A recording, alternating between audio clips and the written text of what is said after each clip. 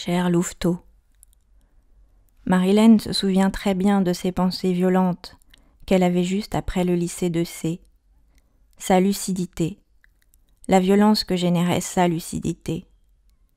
Elle savait aussi, à l'époque, que ce désir de vengeance ne deviendrait jamais réalité. Elle ne le souhaitait pas non plus, mais elle aimait jouer avec l'idée de sa possibilité.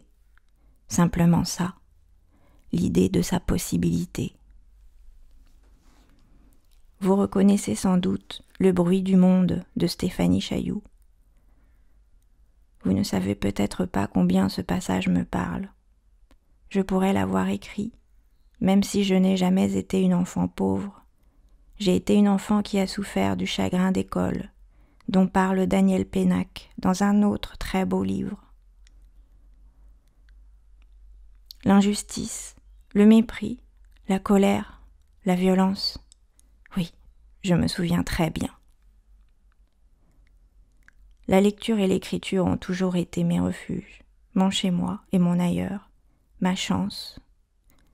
Et surtout, très vite, très tôt, mon accès unique et obsessionnel à la compréhension du monde.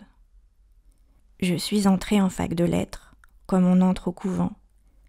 Je n'avais aucune idée d'avenir, plus aucune ambition. Je voulais simplement, seulement, vivre de lecture et d'écriture. Je n'ai pas été déçue.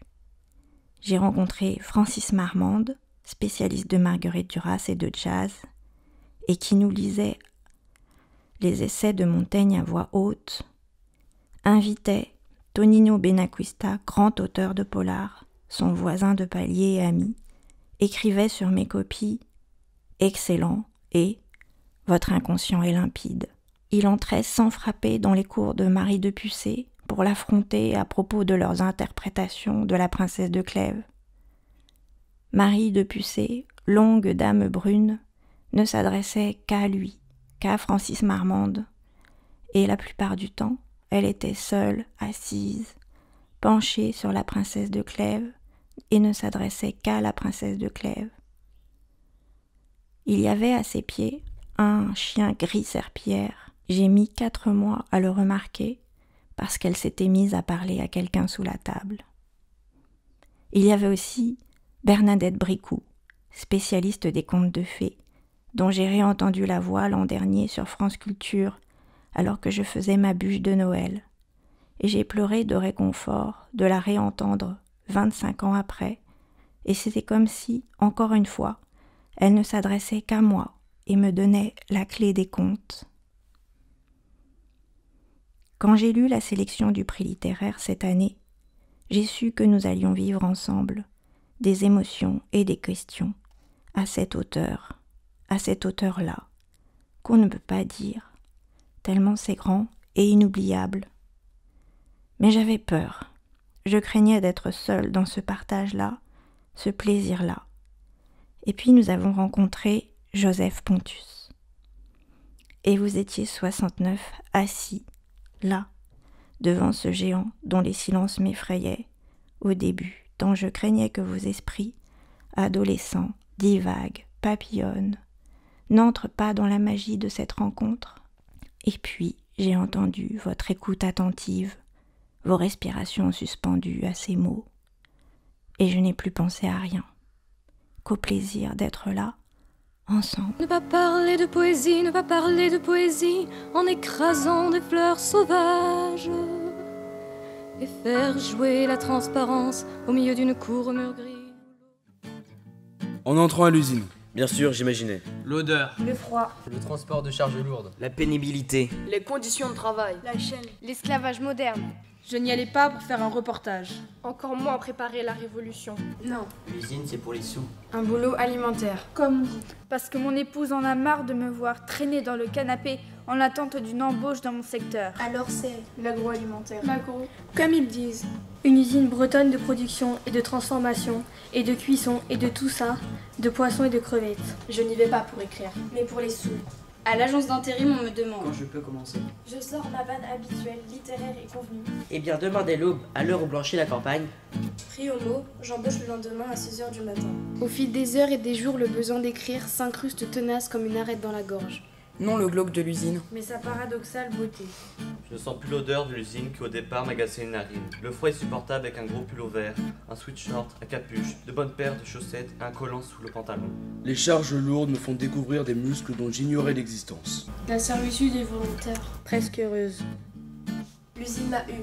Je n'en parle plus qu'en disant Mon usine.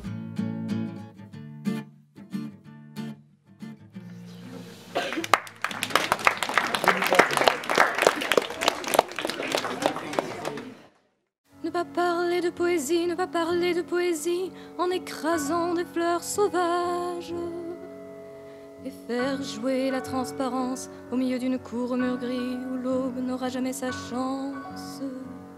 Barbara Perlimpinpin. À l'usine, on chante. Putain qu'on chante! Allumez le feu!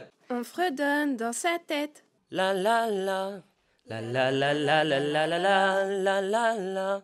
La la la la la la la la. On hurle à tue-tête, couvert par le bruit des machines. On sifflote le même air en tétant. Pendant 2 heures. Et c'était les copains d'abord, les copains d'abord. On a dans le crâne la même chanson, débile, entendue à la radio le matin. Faire une virée à 2. tous les deux sur les chemins. Dans ton automobile. C'est le plus beau passe-temps qui soit. Et ça aide à tenir le coup.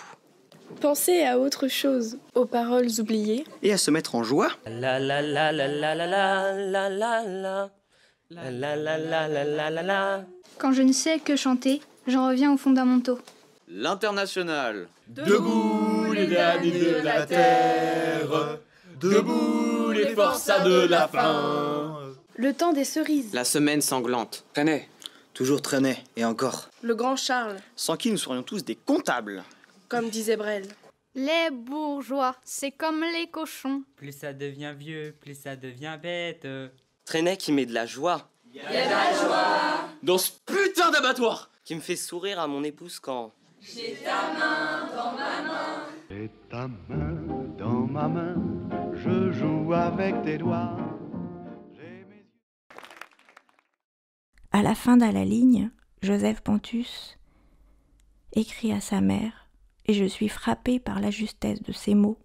Ce sont les nôtres aujourd'hui, et l'on pourrait remplacer cancer par Covid-19.